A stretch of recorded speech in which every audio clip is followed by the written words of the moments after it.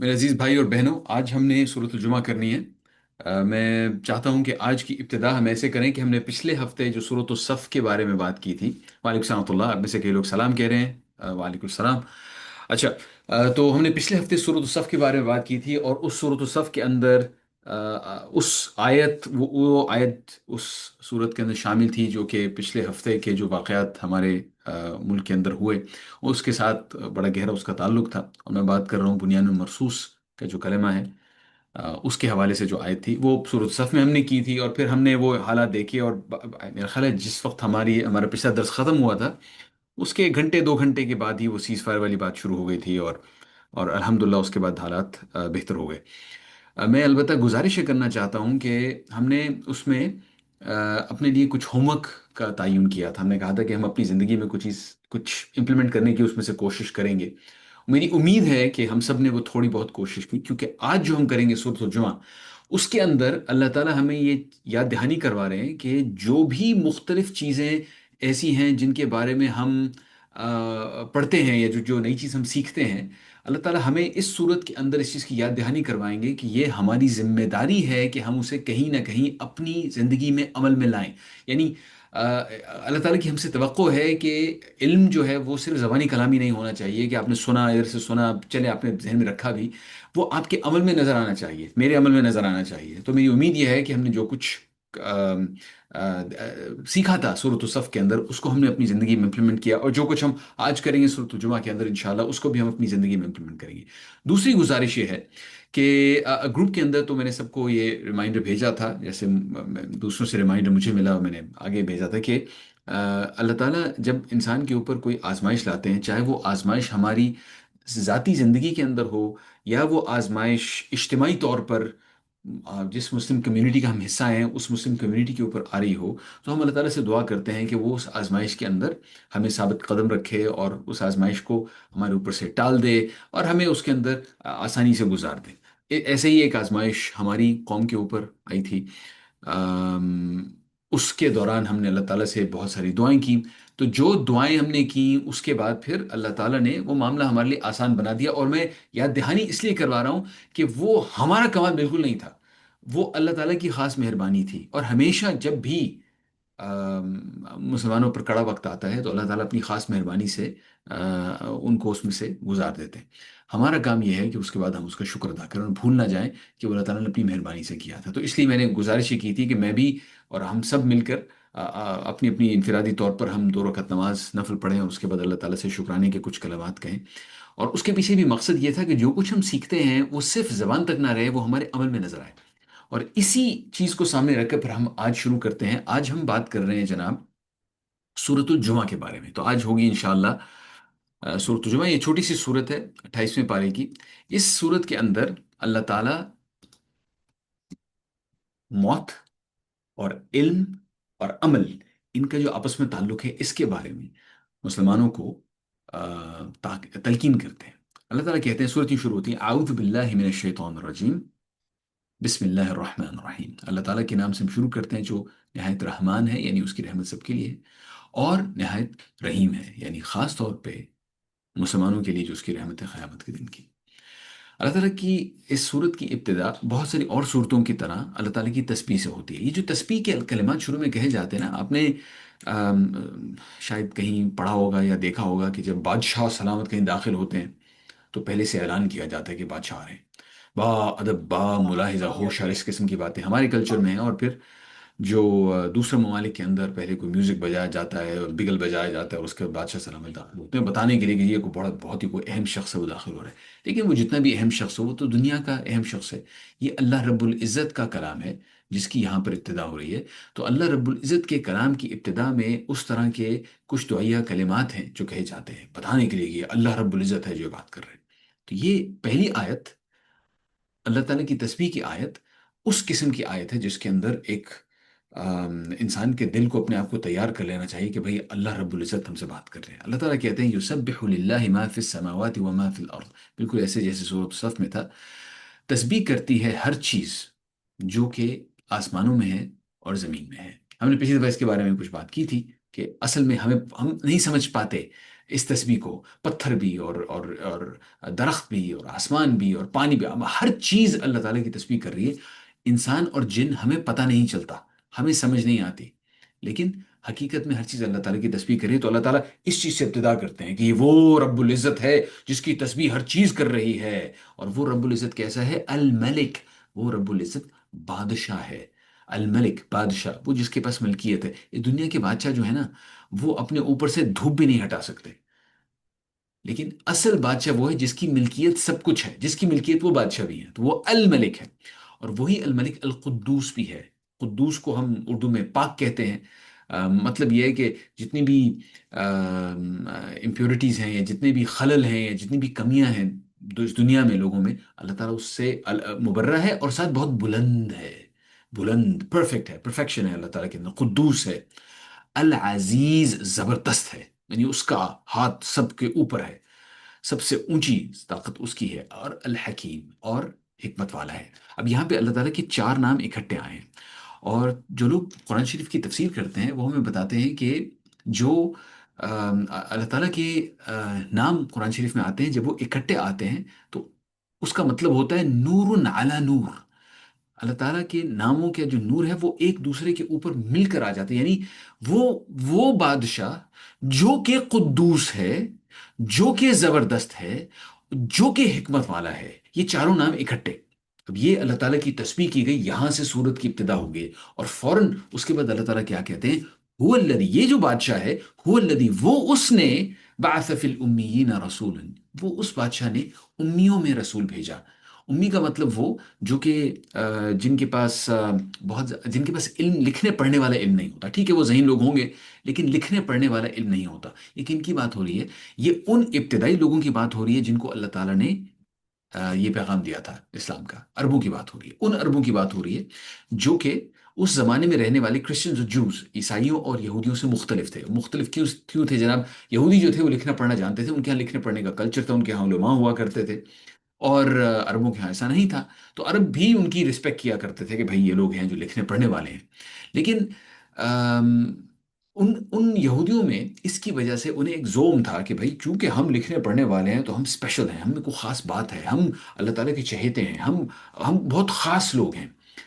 ان کے اندر اس علم کی وجہ سے غرور آ گیا تھا، ایک تکبر آ گیا تھا۔ وہ عربوں کو نیچ سمجھتے تھے، رذیل سمجھتے تھے، ذلیل سمجھتے تھے، اور انہیں اس چیز پر بہت زیادہ تپ تھی، بہت خار کھاتے تھے وہ اس چیز سے کہ بھئی پیغام آ گیا، لیکن وہ پیغام آیا جو اللہ تعالیٰ کا آخری نبی آنا تھا، ہمارا خیال تھا یہودیوں میں آئے گا، اللہ تعالیٰ کا وہ آخری نبی آیا عربوں میں۔ اللہ تعالیٰ یہاں پہ کہہ رہے ہیں هو الذی، یہی وہ رب جس کے بارے میں ہم نے کہا ہے کہ ہر چیز اس کی تسبیح کرتی ہے، وہی رب بادشاہ ہے، وہی رب قدوس ہے، وہ عزیز ہے، وہ حکیم ہے، وہ رب ہے جس نے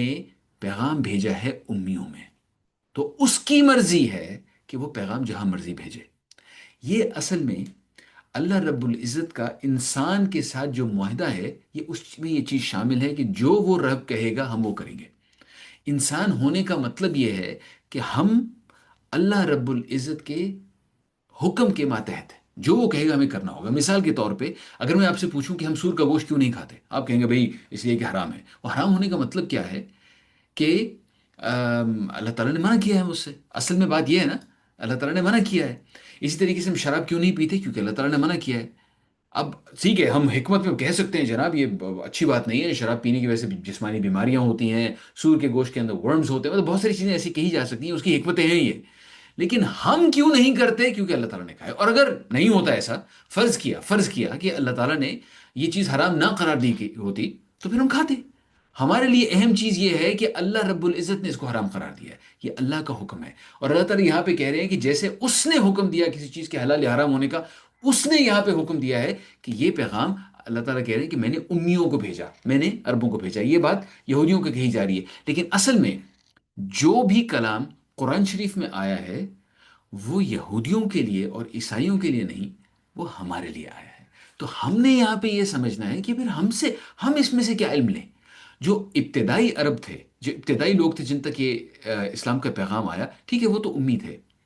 ہم تو نہیں ہیں امی، ہمیں تو لکھنا پڑھنا آتا ہے، اور ہو سکتا ہے اس کی وجہ سے ہمیں بھی یہ زوم ہو گیا ہو، ہمیں بھی ہمارے ذہن کے اندر یہ بات آ گئی ہو بھی ہم بڑے پڑھے لکھے ہیں جناب، ہم بڑے امیر ہیں، کبیر ہیں، ہم بڑے طاقتور ہیں، ہم یہ فلاں ہیں فلاں ہیں فلاں ہیں، ہم نے یہ کیا، اور جناب ہمارے آباء و اجداد نے یہ کیا۔ ہمارے اندر بھی اس قسم کا تکبر آ سکتا ہے، اور اس کی وجہ سے کہیں ہمیں یہ غلط فہمی نہ ہو جائے کہ جو نعمت اسلام کی اللہ تعالیٰ نے ہمیں دی ہوئی ہے یہ تو ہمارا حق تھا، یہ تو بھائی ہم ڈیزرو کرتے تھے، یہ تو ہم لوگ ہی ایسے ہیں، ہمارے اندر ایسا نور ہے، ہم اتنے اسپیشل ہیں کہ اللہ تعالیٰ نے ہمیں دیا ہے۔ ہمیں اس سے یہ سیکھنا ہے کہ اصل میں اللہ کی مرضی تھی کہ اس نے امیوں کو بھیجا، اور اللہ تعالیٰ کی ہمارے اوپر نعمت ہے کہ ہم تک یہ پیغام پہنچا۔ اللہ تعالیٰ کہتے ہیں وہ پیغام کیسا ہے؟ هو الذي بعث في الأميين رسولا منهم، اس نے ان امیوں کے اندر ایک رسول بھیجا، یتلو علیہم آیاتہ، جو کہ ان کو پڑھ کے سناتا ہے اللہ تعالیٰ کی آیات، وَيُزَكِّيهِمْ، اور ان کو پاک کرتا ہے۔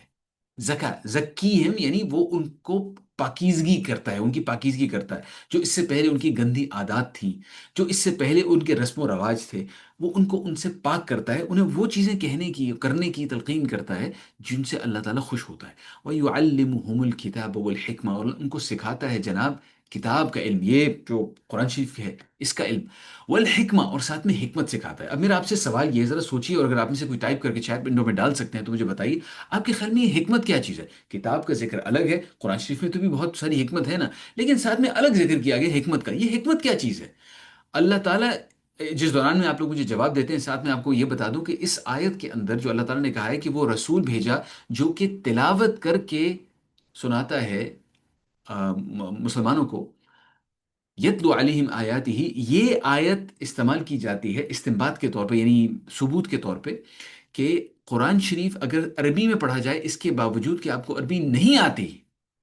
وہ بھی باعث ثواب ہے۔ ہاں ٹھیک ہے، اگر آپ کو عربی آتی یا آپ سمجھ کے پڑھتے ہیں یا ترجمے کے ساتھ پڑھتے ہیں، ظاہری بات اس کا ثواب زیادہ ہے، لیکن اس کا مطلب یہ نہیں ہے کہ اگر آپ صرف عربی میں تلاوت کرتے ہیں اس کا ثواب نہیں ہے، اس کا بھی ثواب ہے۔ اور یہ جو آیت جو میں نے آپ کو بتائی یتلو علیہم آیاتہ، اس کے ثبوت کے طور پہ جو چیزیں پیش کی جاتی ہیں اس میں یہ بھی ہے۔ اس دوران میں اگر حکمت کا ابھی تک کسی نے، ہو سکتا ہے آپ میں سے کچھ لوگ، اچھا، how to teach Islam in strategic manner is حکمہ with intelligence to know where and what to say, sure, ٹھیک ہے۔ تو اس کے اندر جیسے ہماری بہن نے یہاں پہ کہا کہ اس کے اندر تعلق اس چیز کا ہے کہ ہم نے اللہ کے نبی کریم صلی اللہ علیہ وسلم سے کیا سیکھا، ان کی سیرت میں اور سنت میں اور حدیث میں۔ اب یہ تین چیزیں الگ الگ ہیں، سیرت یعنی ان کی زندگی کیسی گزری،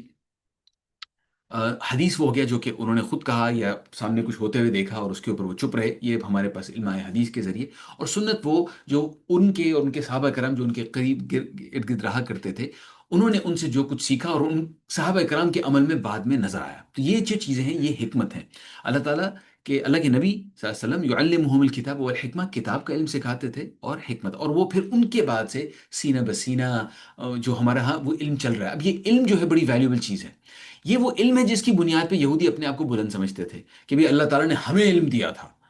اب اس کے بعد اللہ تعالیٰ نے یہ جو تاج تھا علم کا، یہ اٹھا کر یہودیوں کے اور عیسائیوں سے اٹھا کر، یہ تاج جو تھا وہ اللہ تعالیٰ نے بنی اسرائیل سے یعنی کہ اٹھا کر وہ بنی اسماعیل کے سر کے اوپر رکھ دیا، اور ان کے بعد آنے والے ان تمام لوگوں پر جو کہ بنی اسماعیل کی اقتدا کریں گے اس معاملے کے اندر۔ اور اس کے ثبوت کے طور پہ اگلی آیت ہے، وَإِن كَانُوا مِن قَبْلُ لَفِي ضَلَالٍ مُبِينٍ، اور اس سے پہلے وہ لوگ کھلی گمراہی میں پڑے ہوئے تھے۔ اور میرے پاس اتنا وقت نہیں ورنہ ہم تفصیل میں جا سکتے ہیں کہ عرب میں اس سے پہلے کیا کچھ ہوتا تھا، وہ بیٹیوں کو دفن کرتے تھے جناب، بتوں کی پوجا کرتے تھے، اور بہت ساری ایسی چیزیں جن میں اتنی بے شرمی کی باتیں ہیں کہ وہ کسی مہذب محفل میں ان کا ذکر نہیں کیا جا سکتا، وہ تمام چیزیں کیا کرتے تھے۔ اس کے بعد اللہ تعالیٰ کہتے ہیں وہ آخرین منہم، اور ان کے علاوہ اور بھی، ان میں سے اور بھی، لما یلحق بہم، جو کہ ابھی تک ان میں شامل نہیں ہوئے، وہو العزیز الحکیم، اور وہ زبردست حکمت والا، دوبارہ وہ نام ذکر ہوئے۔ یہ جو آخرین منہم کون ہیں؟ یہ دوسرے کون سے لوگ ہیں جو کہ ابھی ان میں شامل نہیں ہوئے؟ میرے عزیز بھائی اور بہنوں، یہ ان تمام دوسرے لوگوں کا ذکر ہو رہا ہے جو کہ اس وقت تک مسلمانوں میں شامل نہیں تھے، یعنی کہ ہم چھوٹے لوگ، ہم بھی کسی طریقے سے اپنے آپ کو اس میں فٹ کر سکتے ہیں کہ اللہ رب العزت نے اپنے اس بلند ترین کلام میں ہم رزینوں کا بھی ذکر کر دیا جو کہ اس وقت اس میں شامل نہیں ہوئے تھے۔ اللہ تعالیٰ کہتے ہیں ذَلِكَ فَضْلُ اللَّهِ يُؤْتِيهِ مَن يَشَاءُ، یہ اللہ کا فضل ہے جو کہ عطا کرتا ہے اس کو جسے وہ چاہے، یہ اللہ کی مرضی ہے کہ وہ فضل کس کو عطا کرے، یہ اللہ تعالیٰ کی نعمت ہے۔ یہ نعمت کیا ہے؟ کس نعمت کی بات ہو رہی ہے؟ یہ کون سی نعمت ہے جو کہ اللہ تعالیٰ نے عطا کی؟ امیوں میں رسول بھیجا، نبی کریم محمد صلی اللہ علیہ وسلم کو بھیجا، جو کہ اللہ تعالیٰ کی آیات پڑھ کے سناتے تھے اور حکمت کتاب سناتے تھے، کتاب سکھاتے تھے اور حکمت سکھاتے تھے۔ وہ فضل کیا ہے؟ وہ فضل وہ علم ہے، وہ علم ہے، اللہ تعالیٰ کی طرف سے بھیجا ہوا علم، اللہ تعالیٰ کی توحید کا علم، اللہ تعالیٰ کے دین کا علم، جو کہ تمام علوم جو اللہ تعالیٰ نے انسان کو عطا کیے ہیں اپنی نعمت کے طور پر، اس میں سب سے زیادہ قابل قدر علم ہے اللہ تعالیٰ کی طرف سے دیا گیا وہ علم، جو کہ وحی کے ذریعے آتا ہے۔ دیکھیے، علم جو ہے نا وہ دو حصوں میں تقسیم ہوتا ہے، ایک جو آیا سب اللہ تعالیٰ کی طرف سے ہے، ایک وہ علم ہے جو کہ اللہ تعالیٰ نے وحی کے ذریعے نازل کیا، حضرت آدم علیہ السلام اور اس کے بعد جو انبیاء کرام آئے ان کے ذریعے انسانوں تک وہ علم پہنچا، یہ ایک علم ہے۔ دوسرا ایک الگ علم ہے، یہ جو دوسرا علم ہے جناب، یہ ہے ڈسکورڈ نالج، یہ وہ نالج ہے جو ہم تجسس سے، تلاش سے، تجربے کر کے ہم ڈسکور کرتے ہیں، اچھا نالج یہ ہے، اور وہ ہمارے ہاں سائنس کے طور پہ وہ چیز جانی جاتی ہے، یا دوسرے علوم جو ہیں وہ جانی جاتے ہیں۔ یہ جو دو قسم کے علم آئے دونوں اللہ تعالیٰ کی طرف سے ہیں، لیکن ان دونوں علوم میں مجھے بتائیے ہمارے لیے زیادہ کرٹیکل کون سا ہے؟ ظاہری بات ہے اللہ تعالیٰ نے ہمیں حکم دونوں حاصل کرنے کا دیا ہے، لیکن زیادہ کرٹیکل کون سا ہے؟ سوچیے اس کے بارے میں، اور مجھے اندازہ ہے کہ آپ لوگ کیا جواب دیں گے، کیونکہ آپ لوگ اگر اپنا وقت نکال کر اللہ تعالیٰ کا کلام سیکھنے کے لیے اگر تھوڑی دیر کے لیے بھی یہاں پر آ کر موجود ہیں اس سیشن کے اندر، تو ظاہری بات ہے آپ کے ذہن میں کوئی چیز ہے نا کہ ان میں سے زیادہ کرٹیکل کیوں ہے، تو کون سا والا ہے؟ میرا سوال اب آپ سے یہ ہونا تھا کہ وہ زیادہ کرٹیکل کیوں ہے، ذرا اس کے بارے میں سوچیے گا۔ جی بالکل ریلیجیس نالج، اس میں کوئی ڈاؤٹ نہیں ہے، اس میں کوئی شک نہیں ہے، کیونکہ مجھے اور آپ کو کچھ نہیں پتا کہ ہماری اگلی مومنٹ کیا ہونا ہے۔ ہو سکتا ہے سانس بند ہو جائے، موت کا وقت آ جائے، اور اس وقت کون سا نالج، کون سا علم زیادہ میٹر کرے گا؟ ذرا یہ نقطہ ذہن میں رکھیے، کیونکہ اگلی اسی رکوع کے اگلے حصے میں اللہ تعالیٰ اس کے بارے میں بات کریں گے۔ اس کے بعد اللہ تعالیٰ کہتے ہیں کہ بھائی یہ جو تم میں سے لوگ ہیں نا، جو اپنے آپ کو بڑا عالم فاضل سمجھتے ہیں، یہ اس زمانے کی یہودیوں کی بات ہو رہی ہے، اپنے آپ کو سمجھتے ہیں کہ بھائی چونکہ ان کے پاس ایک اللہ تعالیٰ نے ان کو ایک کتابیں دی ہوئی تھی پچھلی، ان کے پاس تورات موجود تھی، تو وہ اپنے آپ کو بڑا عالم فاضل سمجھتے ہیں۔ ان کے علم نے انہیں واقعی کیا فائدہ دیا ہے؟ یعنی علم اکیلا ہونا کافی نہیں ہے، اس کے بارے میں اگلی آیت ہے، مثل الذین حملوا التوراۃ ثم لم يحملوها۔ میرے پاس اتنا وقت نہیں کہ میں اس کی عربی پہ وضاحت کروں، لیکن اس کی عربی بہت ہی انسان کو انسان کے 14 طبق روشن کر دینے والی ہے۔ اللہ تعالیٰ کہتے ہیں جن لوگوں کو تورات کی ذمہ داری دی گئی تھی، اس کے بعد انہوں نے وہ ذمہ داری قبول نہیں کی، ذمہ داری پوری نہیں کی، معذرت چاہتا ہوں، ذمہ داری پوری نہیں کی، اصل میں لفظ استعمال ہوا ہے حمل التورات، یعنی ان کے اوپر بار ڈالا گیا تھا تورات کا، بار ڈالا گیا تھا تورات کا، ثم لم يحملوها، پھر وہ بار نہ اٹھا پائے، کمثل الحمار، وہ اس گدھے کی مانند ہیں، حمار گدھے کو کہتے ہیں، کمثل الحمار يحمل اسفارا، جیسے کسی گدھے کے اوپر آپ نے جناب بہت سارے کتابیں وتابیں لاد دی، اب وہ کتاب آپ نے گدھے پہ لاد دی، اس بیچارے جانور کو کیا فائدہ ہوا؟ اس کے اوپر کتابیں لدی ہوئی ہیں، اس کا اس جانور کو کیا فائدہ ہوا؟ بئس مثل القوم الذين كذبوا بآيات الله والله لا يهدي القوم الظالمين۔ اس سے بھی زیادہ بری مثال ان لوگوں کی ہے جنہوں نے اللہ کی آیات کو جھٹلا دیا ہے، ایسے ظالموں کو اللہ تعالیٰ ہدایت نہیں دیا کرتا۔ میرے عزیز بھائیوں اور بہنوں، اصل میں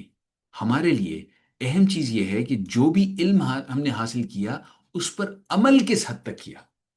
اس علم کو ہم نے کس حد تک اپنے عمل میں لایا۔ قرآن شریف کی ہم نے ایک آیت سیکھی، 2 آیتیں سیکھی، ایک دن میں ہم نے 4 5 آیتیں پڑھ لی، ہم نے کوئی ایک حدیث پڑھ لی کہیں سے، ہمیں کچھ پتہ چل گیا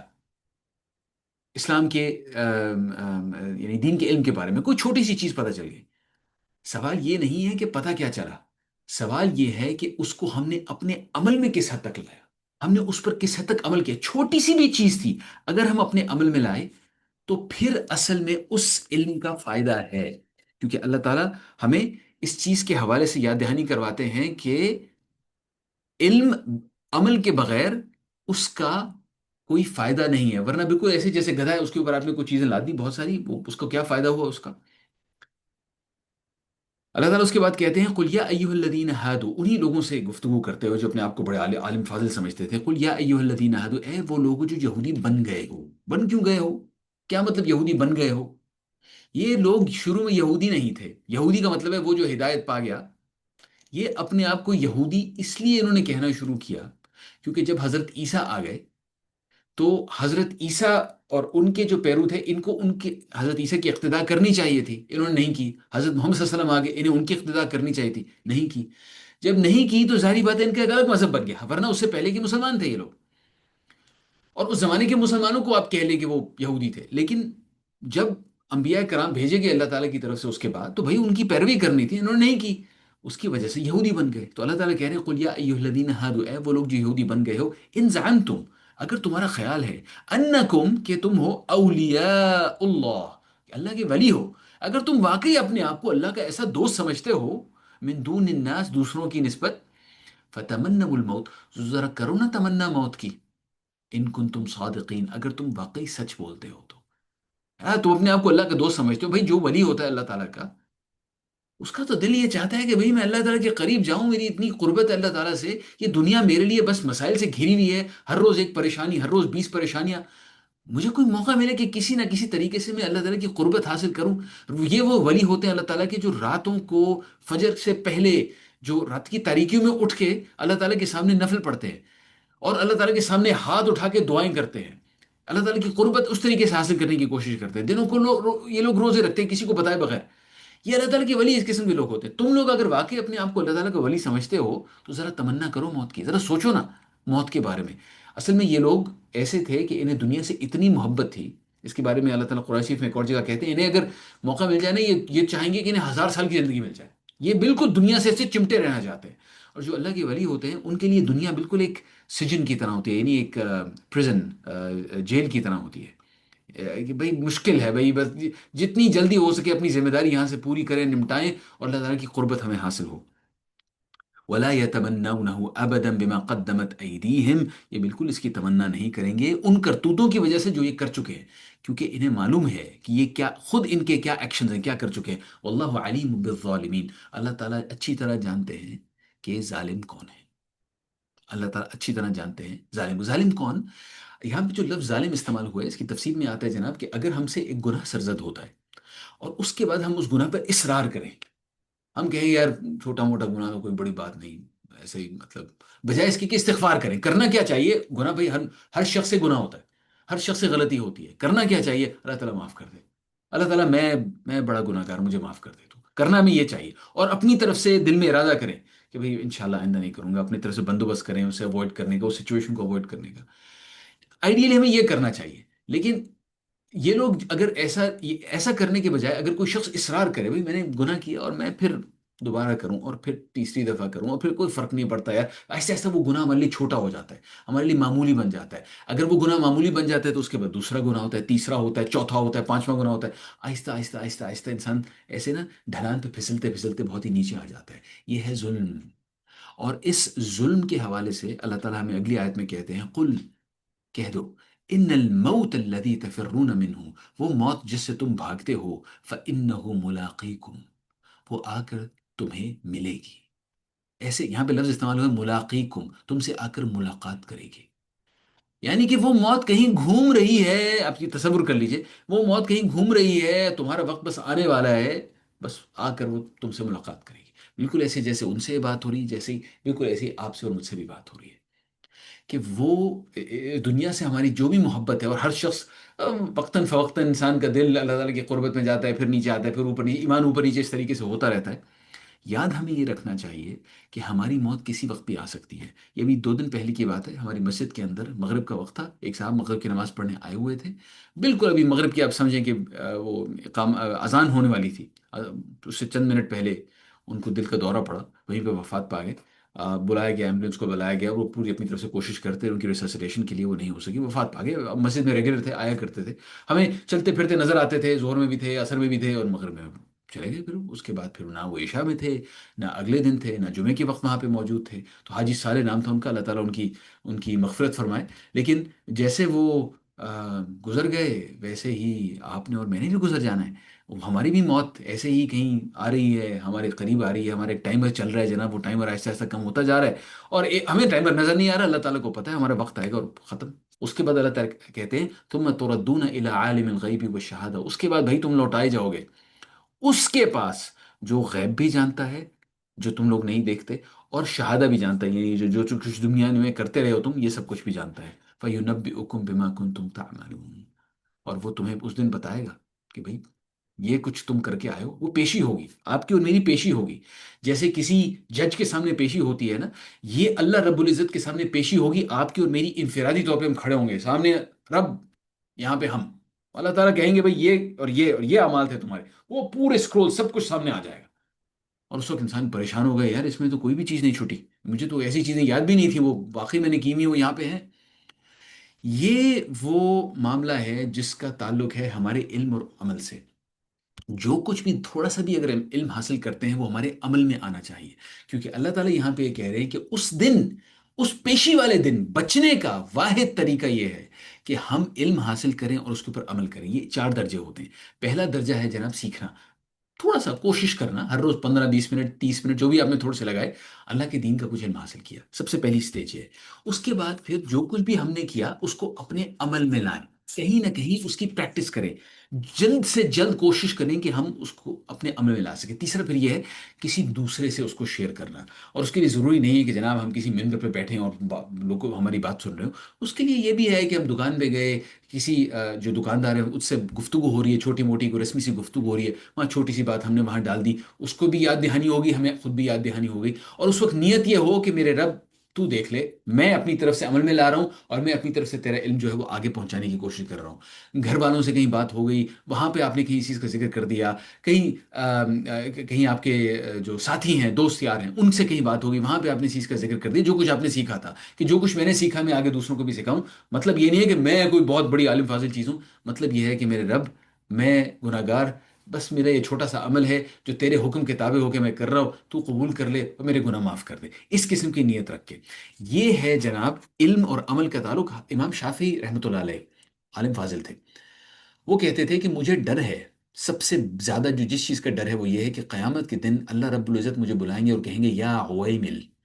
عربی میں عویمل کا مطلب ہوتا ہے کم عمل کرنے والا۔ امام شافعی جناب بڑے علم والے تھے نا، عالم تھے، اور عالم بھی عام نہیں، بہت بڑے عالم تھے، اور ان کو سب سے زیادہ ڈر یہ تھا کہ جو انہوں نے کوشش کی ہوئی علم وغیرہ حاصل کرنے کی، ان کو ڈر یہ تھا کہ اللہ تعالیٰ قیامت کے دن ان سے یہ بھی نہ کہیں کہ بھائی جو تم نے علم حاصل کیا تھا اس میں عمل تم نے بہت کم کیا۔ اور فضیل بن عیاض جو کہ آپ یوں سمجھ لیجئے کہ ایک اور عالم، میں مختصر رکھتا ہوں، ایک اور عالم تھے، انہوں نے کہا کہ میں تو اس سے زیادہ بڑھ کے یہ بھی کہوں گا کہ مجھے ڈر ہے اس چیز کا کہ اللہ تعالیٰ مجھے یہ نہ کہہ دے قیامت کے دن یا عویلم، یعنی وہ کم علم والے، کیونکہ وہ کہتے تھے کہ علم کا مطلب ہی یہ ہے کہ عمل میں لایا جائے، جو کچھ ہم نے سیکھا ہے اسے کہیں نہ کہیں ہم امپلیمنٹ کریں۔ تو میرے عزیز بھائیوں اور بہنوں، موت ہم سب کے قریب آتی جا رہی ہے، اس دنیا سے ہم سب کو محبت ہے،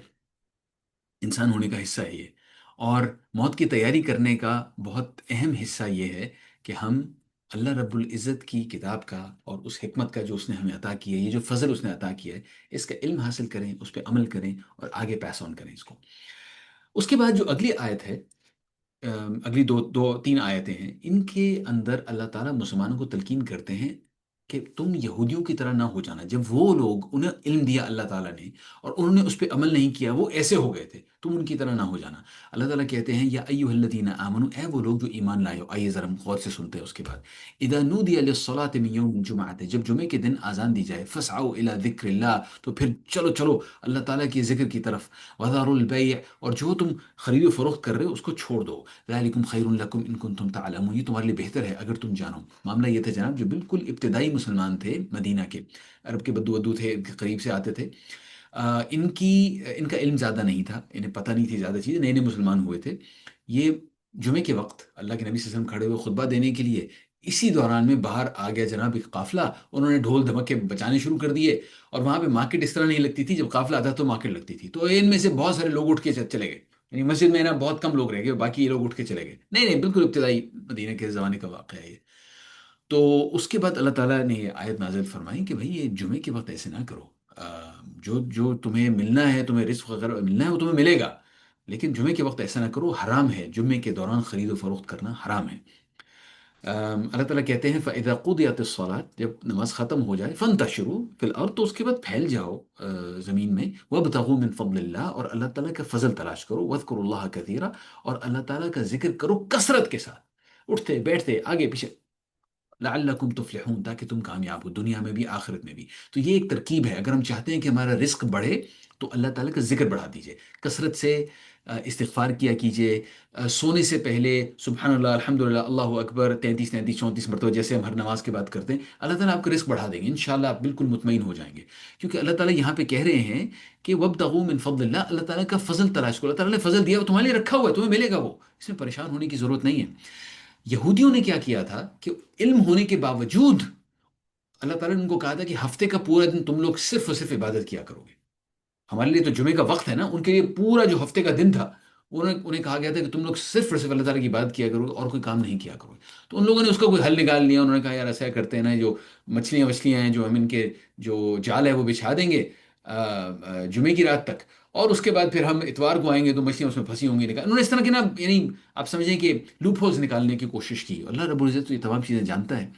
तो अल्लाह ताला हमें कह रहे हैं कि जो जुमे का वक्त तुम्हें दिया गया है, जुमे का वक्त है, नमाज का वक्त, उसमें अपने आप को बिल्कुल उसके अंदर मुनहमिक कर लो, उन यहूदियों की तरह ना हो जाना। यह बात जुमे की गई है, लेकिन वो अप्लाई करती है तमाम उन चीज़ों के ऊपर जो अल्लाह ताला ने हमें सिखाई हैं।